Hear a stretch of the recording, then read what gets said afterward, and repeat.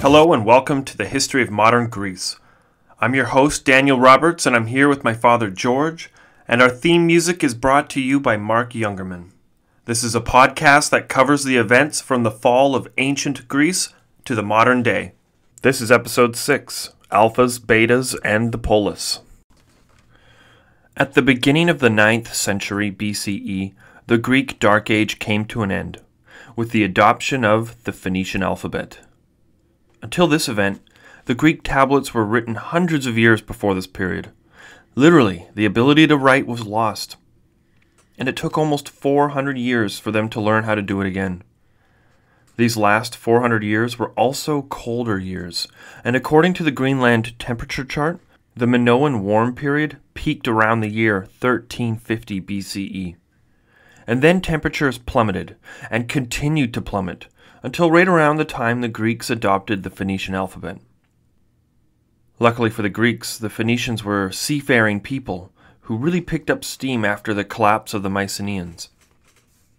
And once the Greeks adopted the Phoenician alphabet, literacy spread like wildfire throughout the Hellenic world. And this is when Homer's Iliad and Hesiod's Theogony were written down for the first time. Before now, it was just an oral story the elders would tell the younger men of the village. A little background on the Phoenicians is called for, as they contributed so much to Western civilization. After all, it is their alphabet that we are using today. Up until now, the region was using hieroglyphs to write, and those were complicated characters with a unique symbol for a unique word. And it took a professional lifetime to master the art of scribing. The Egyptians used hieroglyphics, the Hittites used hieroglyphs, and even Linear B Greek was written in hieroglyphs. But the Phoenician alphabet was phonetic, as it just had a character for the sound your mouth can make. If you can write the sound, then you can figure out how to spell anything by just saying it slowly before writing. Plus, there were far fewer characters to remember, which meant it was way quicker and easier to master. Once a civilization saw how efficient the Phoenician alphabet was, they ditched the old and adopted the new. Phoenicia was not a single unified country or kingdom, but a collection of several independent city-states, and they were all located on the eastern Mediterranean Sea, modern-day Lebanon. And their most prominent city was Tyre. The Phoenicians descended from the Canaanites, but as the Hebrew and Hittite people conquered and assimilated Canaan, the city-states that survived the slaughter became the free cities of the Phoenicians. So that means the Phoenicians were a Semitic people, just like the Hebrews, the Arabs, and the Egyptian people. While the Mycenaean civilization collapsed during the Dark Ages, the Phoenicians rose to prominence, and even took over as the dominant seafaring power in the Mediterranean Sea. Because the Phoenicians originally came from Lebanon, which was mostly mountains, they relied on ships to survive. And once the Mycenaeans disappeared and were replaced by the Dorians, the Phoenicians were able to expand their naval power, and within a few centuries, they became known as the best shipbuilders in the world. Phoenician ships were the first to employ battering rams, and were also the first to have keels. Phoenicians also used a sealant to caulk between the planks, making their vessels waterproof. Their boat-making skills were so great that they are even mentioned in the Hebrew book of Ezekiel. And it wasn't just the functionality and aesthetic craftsmanship of the Phoenician ships, it was also the design of the cargo ships, specifically the amount of cargo each ship could carry. The hulls were designed for maximum capacity.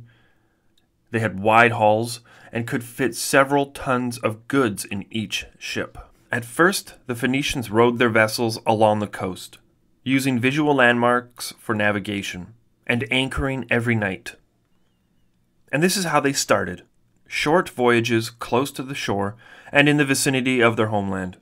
But their skills grew better with each generation, and soon the navigators were cutting corners and rowing straight out to sea and linking up with charted lands across the open water. This brought the navigators' attention to the stars and allowed them to navigate strictly by starlight alone. This allowed them to cut straight across the sea without worrying about losing their direction or getting turned around in the middle of the water. They knew which way was west and which way was east. They knew the currents of the Mediterranean, and soon they became the most dominant trading empire in the world. Once their skills grew strong enough, they ventured out all the way west past the Pillars of Hercules, where the coast of Morocco nearly touches the coast of Spain. The Atlantic Ocean was a rough sea that no sailor dared enter. It was considered suicide to even attempt voyaging beyond the Pillars of Hercules. There were no landmarks, the waves were crazy, sometimes reaching 30 feet tall, and there were storms that could rip the sails right off of vessels. But the Phoenicians did not let that stop them. They developed skills that allowed them to sail comfortably beyond the Pillars of Hercules and into the Atlantic Ocean, where they veered north and sailed to Great Britain. Great Britain was a well-known source of tin, and carrying boatloads of ore back to the Mediterranean made them a powerful and wealthy nation. The Phoenicians dominated the trade market. Now we look back at this era and tend to picture the civilizations trading clothes and metals and grains. But there was one product the Phoenicians dominated, and that was the sea snail. There was a particular sea snail that secreted a vibrant purple ink. And once the Phoenicians learned how to harvest this purple ink and turn it into dye for textiles, they started a new trade that no one knew existed before, and that was the purple dye trade. If you think the names Phoenician and purple are similar, then you are correct. There are many scholars who think the name Phoenician means land of the purple. The purple dye was worth its weight in silver. It truly became a royal color. Their wealth and power in trade led to the formation of many colonies throughout the region. And one of the most famous Phoenician colonies was named Carthage, which was located on the northern tip of Africa in modern-day Tunisia. The most important part of the Phoenician Empire that still affects us today was nothing they carried in their cargo ships. It wasn't their boat-making skills or their navigation skills. The most important aspect of the Phoenicians that still affects us today was their alphabet. The Phoenician alphabet is the ancestor to our modern-day alphabet. But we didn't know this until recently. You see, in 1928, in modern-day Lebanon, a farmer was out tending his field when he saw this large rock in the way of his plow. He went to lift this rock up and move it out of the way when he discovered that the rock was actually hiding a small cavity. On further inspection, he realized this small cavity in the ground was actually the entrance to an ancient tomb.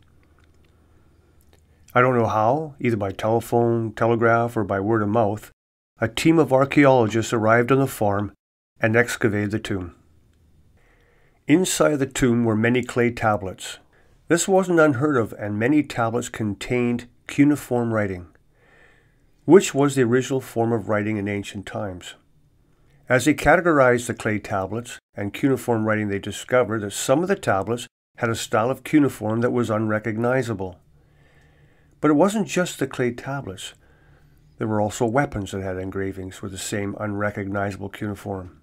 Of course, the scholars pounced on this discovery, and they started to break down the different characters in the language, and very quickly they discovered that there were too few characters to be a traditional cuneiform alphabet. They were able to determine several key details. First, there were too few symbols for there to be any vowels, which hinted towards a Semitic alphabet. And second, these tablets dated to around 1200 BC, which was the beginning of the collapse of the Bronze Age. Scholars already knew this site was once a major Phoenician city called Ugarit, which was referenced by the Egyptians. Unfortunately, for the people living in the city of Ugarit, the Sea Peoples came and burned the place to the ground. It was a fate many cities suffered at the end of the Bronze Age. And thanks to this discovery in 1928, scholars were able to determine that this was the beginning of a new form of writing. The Phoenicians had been trading with the many different cultures in the Middle East and Egypt, and slowly they started to adapt their cuneiform writing into something that resembled a proto-alphabet. So using the influence of Egyptian hieroglyphs and Middle Eastern cuneiform, they developed their own alphabet. This wasn't the first Semitic alphabet. In fact, there were several others. But what separated this one from the rest was the fact that there were 30 characters instead of 22. And several decades later, another archaeological discovery produced clay tablets with the entire Phoenician alphabet in alphabetical order. It would be no different than us writing the entire alphabet in order today, from A to Z. And why wouldn't such a tablet exist? The ancient people needed to practice their alphabet as much as we do today. The weird part is, this alphabet was very similar to our modern day alphabet. And if you took out those extra 8 characters that were added to the Semitic alphabet that didn't exist in any other Semitic languages, it looked almost identical to our modern day alphabet. The order of their alphabet was as follows: A, B, D, H, J, K, L, M, N, O, P, Q, R, S, T, V, plus all the other letters that aren't used anymore. But this was it. This was the smoking gun. It was obvious to the scholars that they were looking at the direct ancestor to the modern-day alphabet. Now, because the city of Ugarit was destroyed, this alphabet was kind of lost with it. But other Phoenician cities did survive, and they used the same alphabet. But they dropped the rest of the extra characters, the weird ones, and they stuck with the traditional 22 characters of the traditional Semitic languages. And as the Phoenicians grew and dominated the trade network, their written language spread with it. Now, the Phoenicians could write any word they came across just by sounding it out. All was well for the Phoenician traders except for one small detail. In order to write cuneiform-styled documents, you typically needed to press markers into wet clay and then dry it in a kiln. But the Phoenician ships, as great as they were, did not have a kiln. In fact, they didn't have clay tablets at all, mostly because it was a waste of space on their ships. And also, it was a great fire hazard. Instead, they had papyrus, which was as good as paper. But cuneiform doesn't translate that well to paper, so they needed to develop a new style of writing that allowed for ink to swirl around on the paper. And with this process, the cuneiform alphabet evolved from straight lines into a more swirl-like alphabet. And this is where the characters we use today start to become recognizable. As the Phoenicians grew in power and influence, their writing came into contact with other civilizations they traded with. At first, it was other local Semitic tribes that adopted their written language. One of these early tribes to see the advantage of the alphabet was the Hebrew people, another Semitic people. And think about this for a moment. For eons, your tribal history, the tales and epic struggles of your ancestors were all told orally from one generation to the next. And now you have the ability to write that down. It was like magic. These Semitic cultures wrote from right to left, like all Semitic people do, and they also excluded vowels, which was another Semitic tradition. But they also had names for each character. And this isn't so different from us today. We have the name A for the first letter and B for the second letter.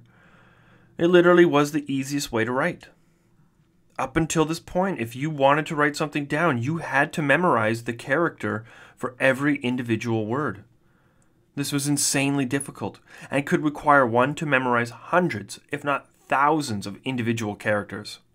But now they only needed to memorize a few characters, no more than 22, maybe 26 to be precise. Because it was so simple, it spread like wildfire throughout the Phoenician trading network. And although the first to adopt the alphabet were other Semitic tribes, the next group of people that encountered this simple method of writing were the Greeks. Now, we have looked at several sources on this subject, and there are some who say that the Syrians might have had contact with the Phoenician alphabet before the Greeks, and that they may have been the first to introduce vowels to the alphabet.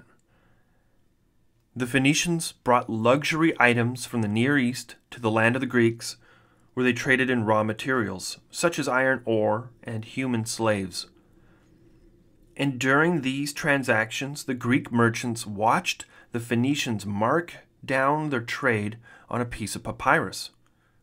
Now, at first, they were just curious. But when the first Greek man took the initiative to learn the alphabet and truly realized the potential, they quickly adopted it into their own way of life. Around 800 BCE, the Greeks started writing their own receipts with the Phoenician alphabet, but used it to spell out their own language. And once this took hold, it was only a matter of time before the old storytellers and oral historians started writing down everything they could. This also marks the end of the Greek Dark Age and the beginning of the Archaic period. One major difference between the Greeks and the rest of the other cultures who adopted this alphabet was the fact that the Greeks were a Proto-Indo-European tribe. Their language sounded different. There were different sounds that need to be represented, and in order to make these sounds, they were going to have to adjust the characters a little bit. The first major change the Greeks made was the introduction of vowels. I find it crazy today that a language could exist without vowels, and apparently the Greeks thought as well. And that was the first major change they made to the alphabet. But it wasn't as simple as, hey, let's create new letters for our vowels. In fact, it was a little simpler. The Phoenicians had so many consonants that no Greek ever spoke, which meant there were existing letters already up for grabs. The first letter they took was Aleph, which sounded kind of guttural and is hard to describe in our language, but the Greeks found it worked well with the vowel sound ah. So they adopted the character for Aleph and turned it into Alpha. Now they had Alpha and Beta, or A and B, and today we tell our kids to memorize their ABCs. Well, back then they told their kids to memorize their alphas and betas, which is where we get the word alphabet.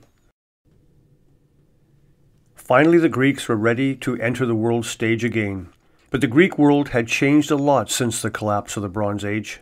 In fact, 400 years have passed. Now the Greek cities were starting to flourish. Populations were starting to rise. And this had a lot to do with the global temperatures rising and food being harvested with higher yields. Life was starting to look good again. Obviously, the Greeks didn't just rise up and unite like many other civilizations in the Middle East. The Greek region was a land of mountains, volcanoes, and seas. Cities were usually founded within small river valleys with a finite amount of land to farm and to build cities. This resulted in each city developing into its own independent state, or city-state. The Greek word for this was polis, and polis was such an influential word in our language that it is the origin of our modern-day words metropolis, police, polite, politician, policy, politics, and Tripoli, literally meaning tri-cities or three cities.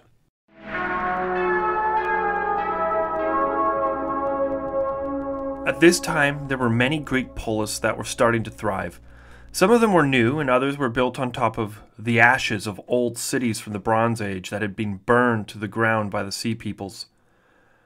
Each city developed its own unique identity and culture. This is also the period which gives us a familiar view into what we would call classical Greece. So we feel it is only fair to start off with the history and origin of several prominent polis of this time period. But first, a quick geography lesson. Greece is a country in Europe. I hope everybody knows that one already. Greece is also a peninsula that stretches out of the southern portion of Eastern Europe. Europe has several peninsulas. The first one on the far left is the Iberian Peninsula, which is modern-day Spain and Portugal. The middle peninsula is the Italic Peninsula, which is modern-day Italy. And the peninsula on the right is the Balkan Peninsula. Now, the Balkan Peninsula is where we find the modern-day nation of Greece. And directly to the right of Greece, across the Aegean Sea, is the nation of Turkey. Now, before Google Earth, it looked like Greece and Turkey were totally different continents. But if you look at the Aegean Sea with Google Earth, you'll see that the water is not that deep. During the last ice age, the Aegean Sea was almost non-existent. I mean, there were still deep bodies of water, but not like today. You could practically walk right across it. It would have been a similar situation to the Bering Strait that connected Alaska to Russia during the height of the last ice age. All the little islands in the Aegean Sea were the tops of large mountains that have all but disappeared under the rising water. When the last ice age ended abruptly, the seawater rose, and the valley between Greece and Turkey flooded. The large mountains became large islands and then small islands, and still the water kept rising. When the sea levels grew deep enough, they broke over the mountains of the Bosphorus and flooded what is now the Black Sea. Now, humans were living in these valleys at the time and would have had to flee with all of their belongings as their homeland was washed away by the rapidly rising tides. Some people would have taken refuge on low hills, only to be swallowed up completely by the rising ocean. The part of Greece that remained above water was nothing more than mountains and steep valleys. Terrible places for humans to settle and farm. But there were small valleys between these large mountains that allowed for small settlements to prop up. Now the valleys were few and far between, and the mountains in between created physical barriers that prevented the cities from growing much bigger or uniting into a single force. And these living conditions gave rise to the polis state. The oldest polis in Greece was the polis of Thebes. Thebes was a northern city founded right in the center of mainland Greece. It is located in a valley in central Greece in a region known as Boeotia. Thebes is an ancient city that dates back to the Bronze Age. Thebes is also the city attributed to many of the ancient myths, such as Oedipus Rex. Legend has it that a Phoenician king named Cadmus founded the city after the Oracle of Delphi told him to follow a cow into the wild until it stopped to eat. Once the cow stopped to eat, he killed the cow, sacrificing its flesh to the gods, and erected the city of Thebes. Even the legendary Hercules came from the city of Thebes. Because there were actual myths that took place in the city of Thebes, it gave them a form of street cred with the other polis in Greece. Just like most of the cities in the late Bronze Age, it was burnt to the ground with the destruction of the Sea Peoples. Archaeologists have uncovered that a layer of ash in the soil marks the ultimate destruction of the city at the end of the Bronze Age. And below that they have found Minoan pottery, proving there was active trade between the ancient people of Thebes and the Minoan civilization. To the south of Boeotia is the region of Attica, which is separated by another mountain chain.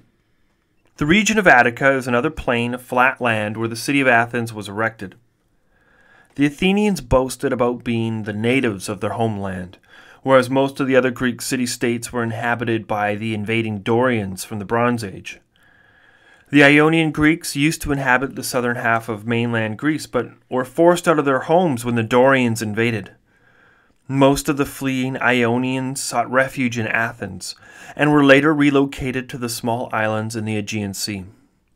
Unlike the other major city-states, Athens was never sacked during the collapse of the Bronze Age.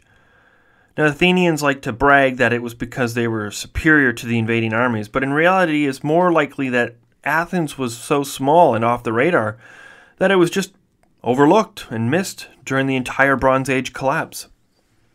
Its name derives from the goddess of wisdom, Athena, who became the city's patron goddess after a contest with Poseidon. The two gods competed for who would get the honor of becoming the patron god of the city, and offered gifts to the Athenians. Poseidon hit the ground with his trident and created a spring, showing that he would offer significant naval power. Athena, on the other hand, offered the olive tree, a symbol of prosperity and peace. The Athenians, led by King Cecrops I, decided to take Athena's gift instead, thus making her the patron goddess. If you travel a little further south from Attica, the mainland of Greece ends. One of the major valleys in mainland Greece was flooded by the rising waters during the end of the last ice age, and it almost severed the bottom half of Greece right off. But a small, narrow strip of land was high enough to connect the southern tip of Greece to the mainland in the north. This narrow strip of land was the only way between the north and the south, and it became known as the Isthmus of Corinth. This land bridge became a vital piece of land to control, and the settlement quickly grew into a thriving city. This place has been inhabited by humans for over 6,500 years, and during the time of the Mycenaeans was likely home to a major palace state, like the one in Knossos. However, like many cities during the end of the Bronze Age, it was sacked and burned to the ground, and the residents fled. It wasn't inhabited again until the year 900 BCE when the Dorians resettled the area. Corinth was the gatekeeper city. If any army from the north wanted to cross into the southern peninsula of Greece, they had to cross the borders of Corinth. And likewise, if any army from the south wanted to march north, they had to pass the kingdom of Corinth. This was a dangerous place to be, but also a valuable trading location. After crossing the isthmus in the great city of Corinth, the peninsula opens up into a huge land mass, which was known in ancient times as the Peloponnese. This large chunk of land was mostly made up of mountains, but a fertile valley, only 50 kilometers from the city of Corinth, allowed a settlement to thrive and grow, until they settled the polis of Argos. This valley may have been smaller than the other plains of Boeotia and Attica, but the running rivers and streams from the mountains provided the city with endless amounts of fresh water, which allowed it to flourish and prosper. Argos had been populated by humans for thousands of years already, and during the Bronze Age, it prospered like the other great cities of the Mycenaean period. But just like the rest of its contemporaries, it was sacked during the collapse of the Bronze Age. However, the city was never fully abandoned, and people continued to live there throughout the Greek Dark Ages. Even though the Peloponnese was mostly made up of large mountains, there were several fertile valleys surrounding the coastline.